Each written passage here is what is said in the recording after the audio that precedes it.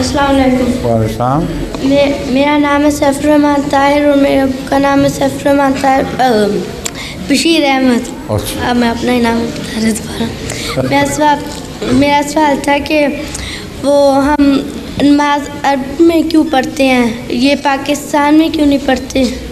نماز ہاں، اس لیے کہ قرآن کریم عربی میں ہے اور عبادت خدا نے ہمیں عربی میں سکھائی ہے، اور اگر ہم اس کے ترجمے کرنے لگ جائیں تو ترجمے ہمیشہ اصل سے ہٹنا شروع ہو جاتے ہیں، اور اگر اصل کے ساتھ ساتھ ترجمہ رہے تو محفوظ ہے، ورنہ پھر بہکنا شروع ہو جاتا ہے۔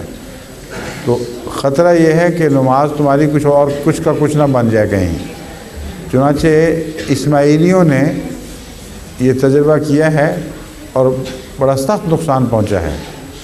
ان کے جو ریڈرز تھے انہوں نے گانوں کی شکل میں قرآن اور عبادت وغیرہ کے ترجمے کیے، اور اب ان کا مذہب ہی بدل گیا ہے۔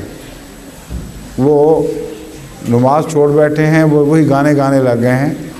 اس لیے خطرناک بات ہے کہ اصل کو چھوڑ کر ترجموں پر انحصار کیا جائے۔